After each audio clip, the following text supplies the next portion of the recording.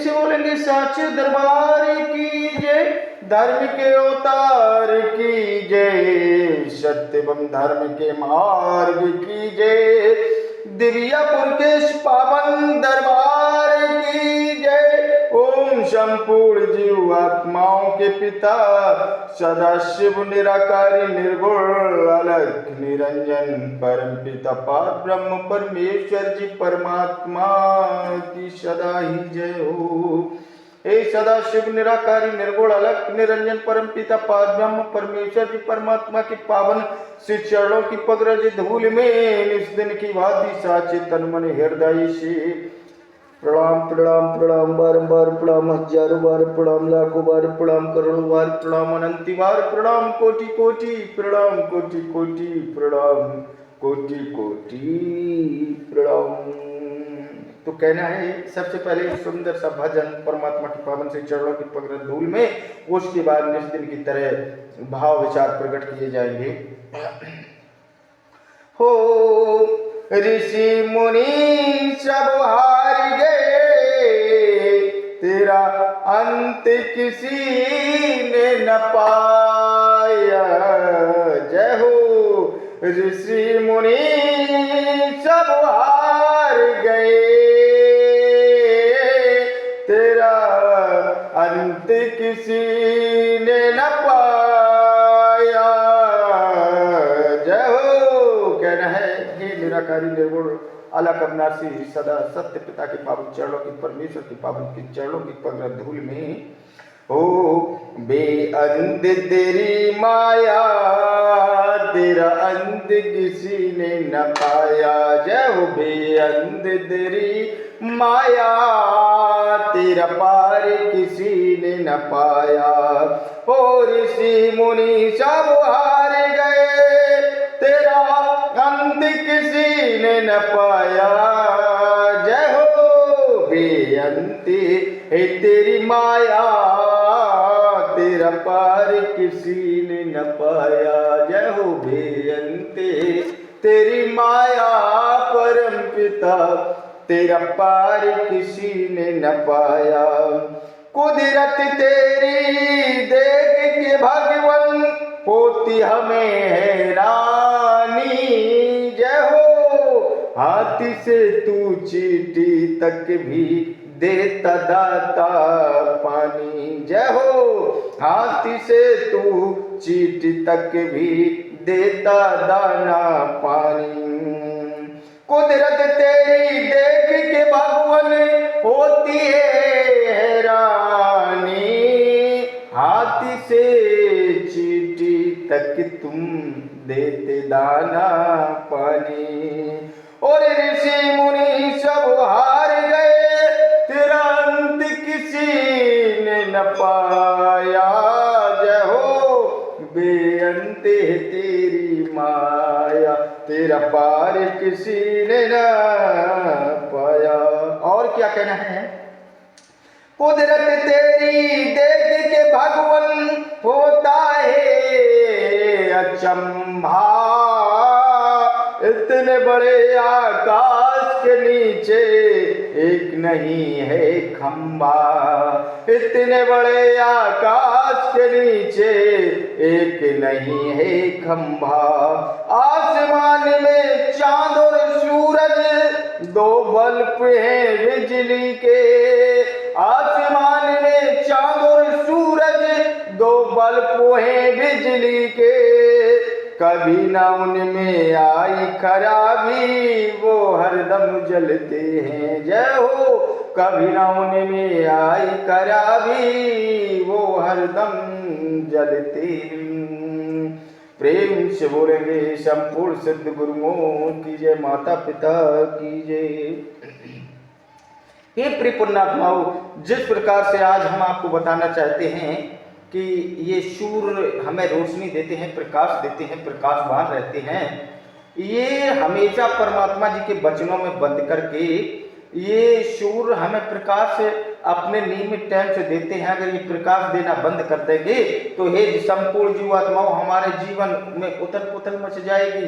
हमारा यहाँ मृत लोक में जीना संभव नहीं हो पाएगा, हम कोई फसलें नहीं उगा पाएंगे, इस धरा पर हम खेती बाड़ी नहीं कर पाएंगे, या हम नाना प्रकार के यहाँ कार्य जो कर रहे हैं अपने सुचारू रूप से, वो कार्यों में भंग बाधा पड़ जाएगी, अवरुद्ध हो जाएंगे वो कार्य। हे प्रिय पुण्यात्माओं, इसीलिए आपसे मेरा अनुरोध है कि हे प्रिय पुण्यात्माओं, अगर हमको कुछ सीखना है तो हम सूर्य से भी सीख सकते हैं, जो बिना किसी भेदभाव के संपूर्ण जीवात्माओं को रोशनी प्रकाश देने का कार्य करते हैं। और सूर्य देवता को कभी ये नहीं है कि हमें कोई शुल्क दी जाए, ऐसा उनके मन में भाव विचार भी नहीं है। वो तो परमपिता पारब्रह्म परमेश्वर जी परमात्मा की संरचना के एक अहम हिस्सा हैं, किरदार हैं, जो लोगों को ये संदेश देते हैं कि परमात्मा अगर बता दे कि ऐसा कार्य करना चाहिए तो लगन निष्ठा पूर्वक नियम संयम से वो कार्य सुचारू रूप से अगर हम करेंगे तो हम निश्चय ही इस धरा से लेकर संपूर्ण लोकों में पूजनीय बन जाएंगे, हम एक विश्वसनीय बन जाएंगे। इसलिए हे प्रिय पुण्यात्माओं, सूर्य से भी हमें कुछ ना कुछ एक सीख मिलती है, जो हर एक मानव को उस सीख पर चलना चाहिए एवं सत्य एवं धर्म के पथ मार्ग को धारण करना चाहिए। हे प्रिय पुण्यात्माओं, हम निरंतर निर्दिन आपको सत्य एवं धर्म का पथ मार्ग दिखलाते सिखलाते हैं। हम आपको किसी तरह ये बतलाना चाहते हैं कि आप मोक्ष की प्राप्ति करें, क्योंकि हे प्रिय पुण्यात्माओं, ये जो हमारा तन मन है, ये मन एक चंचल है, चंचलता से भरा हुआ मन जो 100 योजन तक दूर जाने की क्षमता रखता है। हम बैठे यहाँ हैं और हमारा मन कहाँ कहाँ गमन कर आए ये हमें भी मालूम नहीं पड़ता है। पल भर में यहाँ है मन, पल भर में वहाँ है। और कहने वालों ने कहा है, भटकता क्यों फिरे बन बन, जय हो, भटकता क्यों फिरे बन बन, अरे नादान परदेशी। ये मन के लिए कहा गया है कि भटकता क्यों फिरे दर दर बन बन, अरे नादान परदेशी। अरे जब हम अपने मन पे काबू रखना सीख जाएंगे तो परमात्मा की प्राप्ति करने में हमें कोई दिक्कत नहीं आएगी, क्योंकि परमात्मा ने जो अकल ब्रह्मांड, ये हमारा मस्तक है, ये अकल ब्रह्मांड है। हे प्रिय पुण्यात्माओं, इसी मस्तक में हमारा जो ये ब्रह्मांड है, ये सबसे ऊपरी भाग, ये दोनों भ्रगुटी यानी भवों के बीच में एक सवा इंच अंदर ही परमात्मा द्वारा दी हुई वो दिव्य आत्मा, दिव्य प्रकाश है, जो हमेशा प्रज्वलित ज्योति रूप ज्योति स्वरूप में प्रज्वलित रहता है, जो कोई भी देख नहीं सकता। बाद बाकी ये ढांचा एक हड्डी का बना बनाया शरीर है, और शरीर पर ये एक ढोलक की तरह ये मांस है, जो मांस ये काया मढ़ दी गई है। किसी का रंग रूप साफ है, किसी का श्यामला है। इसमें भी हमें भाव विचार नहीं करना चाहिए, ना कभी भी हमें इस पर लड़ाई या तर्क वितर्क करना चाहिए। अरे कुदरत जुग से न्यारी है, और जुग से न्यारी कुदरत हमेशा अपना नया दिखावा, नया खेल करती है, क्योंकि जुग से न्यारी है कुदरत, और कुदरत से न्यारा परमपिता पारब्रह्म परमेश्वर जी परमात्मा है। वो संपूर्ण जीव आत्माओं को रचने वाला एक अकल ब्रह्मांडों का स्वामी, उस परमेश्वर परमात्मा की जब हम सच्चे लगन निष्ठा कर्म भाव 10 काम ज्ञान इंद्रियों में जब हम अपने मन सहित काबू में रखना सीख जाएंगे, हे प्रिय पुण्यात्माओं, उसी दिन से हम समझ जाएंगे कि हमें भगवान प्राप्ति में कोई भी बाधा रोक नहीं सकती, कोई आड़े नहीं आ सकता। आपने देखा होगा अष्ट सिद्धि 9 निधियां बजरंगी को स्वयं प्राप्त हुई, क्योंकि वो सिद्धियां, अष्ट सिद्धियां 9 निधियां कहाँ, वो मेघनाथ को भी प्राप्त हुई थी एक तपोबल भूमि तपस्या से। वो अष्ट सिद्धियां 9 निधियां प्राप्त की थी मेघनाथ ने। मेघनाथ अगर चाहता तो सत्य एवं धर्म की मार्ग पे चलता तो सत्य एवं धर्म की ध्वजा फैल जाती संपूर्ण विश्व में, और मेघनाथ आज पूजनीय होता, उसका नाम आज सबसे बड़े महान ऋषि तपस्वियों में गिना जाता।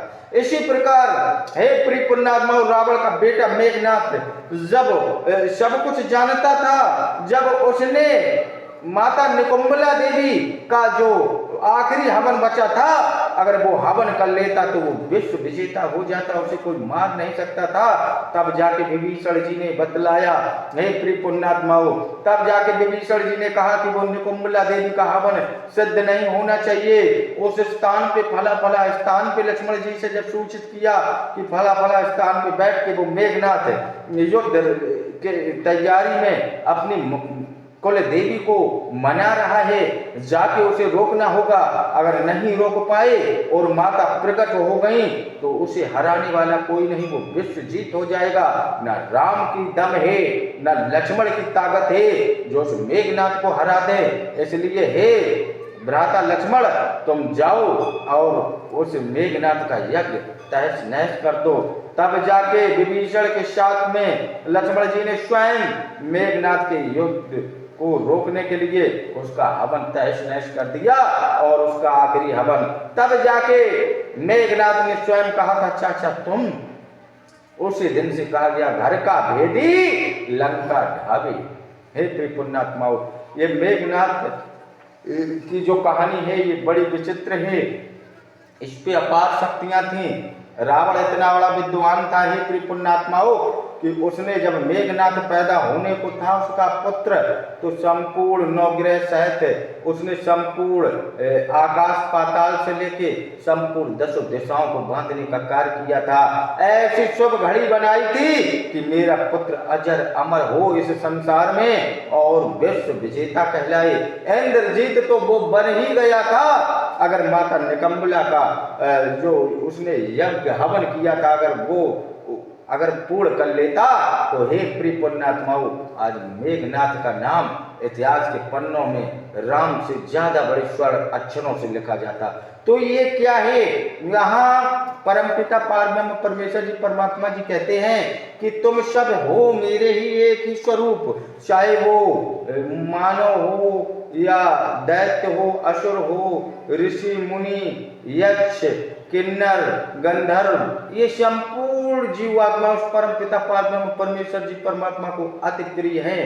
ये नहीं कि उनको सिर्फ मानो, वो तो पशु पक्षियों को भी प्रेम करते हैं, वो तो चीटा चीटी कीड़े मकोड़ों को भी प्रेम करते हैं। उनकी संरचना में, उनकी प्रकृति में एक भी ऐसा कोई जीव आत्मा नहीं जिससे वो अथाह प्रेम न करते हों। इतना प्रेम तुम कभी कर ही नहीं सकते प्रिय पुण्यात्माओं, जितना प्रेम परमात्मा निष्दिन निरंतर तुमसे करता है। अगर तुम एक दिन भूखे रहे, 2 दिन भूखे रहे, तो परमात्मा किसी न किसी को ऐसा बनाकर भेजेगा कि आपको इस धरा पर भूखा नहीं सोना पड़ेगा। अगर आप किसी कारणवश किसी कारण में चिंता मनन में ज्यादा ध्यान मग्न हैं या आप किसी बात को लेकर चिंतित हैं तो परमात्मा उसका मार्ग भी दिखलाएगा, क्योंकि इस धरा पर एक दूसरे के पूरक हैं, एक दूसरे के आलोम विलोम हैं, तभी तो ये विलोम शब्द बने हैं। जैसे रोटी का पानी एक दूसरे से तर्क वितर्क जुड़ा रहता है। हे प्रिय पुण्यात्माओं, इस धरा पर जीवन जितना हम सोचते हैं उससे कई गुना अधिक सुंदर हो जाएगा जब हम उस परम पिता पारब्रह्म परमेश्वर परमात्मा के चरणों की पकड़ धूल में निरंतर माथा टेकेंगे, ध्यान मग्न होकर अपना जीवन यापन करना शुरू करेंगे। हाँ, सत्य के मार्ग पर चलने पर आपको परेशानियां आ सकती हैं, आपको नाना प्रकार के कष्ट आ सकते हैं, बाधाएं आ सकते हैं, क्योंकि इस धरा पर परीक्षा हमेशा सत्य भक्तों की होती है। प्रिय पुण्यात्माओं, कभी उनकी परीक्षा नहीं होती जो छल कपटी होते हैं, जो दूसरों का धन हड़प लेते हैं या दूसरों को गलत मार्ग दिखलाते हैं और दूसरों के धन पर ऐशो आराम करते हैं। उनको तो परम पिता पारब्रह्म परमेश्वर जी परमात्मा के यहाँ खौलती कड़ाइयों में धर्म राज्य जी कह देते, जाओ इनको खौलती कड़ाइयों में डाल दो और 84 लाख योनियों में इनको पुनः भोगने को भेजा जाएगा। तब वो आत्मा वहां गिड़गिड़ाती है कि मैंने बहुत गलत कार्य किया, मैं नहीं जानता था, मुझे बख्श दो, मुझे क्षमा कर दो, मुझे क्षमा कर दो त्राहिमाम। लेकिन वहां क्षमा याचना के लिए कोई भी तुम्हारे लिए तैयार नहीं होगा, क्योंकि तुम्हें बार बार इस धरा पर कोई ना कोई ऋषि मुनि तपस्वी समझाने का प्रयास करता रहा है। ये तो है नहीं कि इस धरा पर आकर और तुमको सत्यवाणी सत्य वचनों में बांधा ना गया हो। उस निराकारी निर्गुण अलग अविनाशी निरंजन पिता का स्वरूप दर्शाने के लिए कोई ना कोई किसी न किसी रूप में यहाँ भेजा जाता है इस मृत लोक में। लेकिन आप हो, आप तो मोह माया में ऐसे ग्रस्त हो, आप अनेकों प्रकार के कुकर्म कर दोगे। लेकिन अगर कहा जाए कि सत्य एवं धर्म के पथ मार्ग को धारण कर लो तो आपको यकीन नहीं होगा, आपको मिथ्या लगेगा कि हमारा ये समय मिथ्या में जा रहा है। परम पिता पारब्रह्म परमेश्वर जी परमात्मा के चरणों में शीश झुकाना मिथ्या लगता है। हे प्रियपुण्यात्माओं, या तुम कितने वर्ष जियोगे, क्योंकि कलयुग सिर्फ 60-65 वर्ष अल्प आयु का इस कलयुग में तुम क्या चमत्कार दिखाओगे समाज में, तुम क्या बनकर दिखाओगे? या कुछ नहीं तुम कर सकते हो। जितना भी करोगे वो आगे आने वाली पीढ़ी शायद पता नहीं कैसे कर जाए और आपस में लड़ाई दंगा करवाने का काम आपके द्वारा ही समाज में हो जाएगा। हे प्रियपुण्यात्माओं, इसलिए मैं कर्म करने को रोकने नहीं आया हूं। कर्म करें आप, कर्म किए जा, फल की इच्छा ना कर रे इंसान, तुझको फल देगा भगवान, तुझको फल देगा भगवान। तो परमात्मा ये नहीं है। यहाँ जो अब हम मेन पॉइंट पर आते हैं कि यहाँ जो रामकृष्ण अवतार हुए हैं ये पूर्ण पार ब्रह्म परमेश्वर परमात्मा अवतार नहीं है, या स्वयं हम तारणहार या कल्कि कहते हैं, ये पूर्ण पार ब्रह्म परमेश्वर अवतार नहीं है।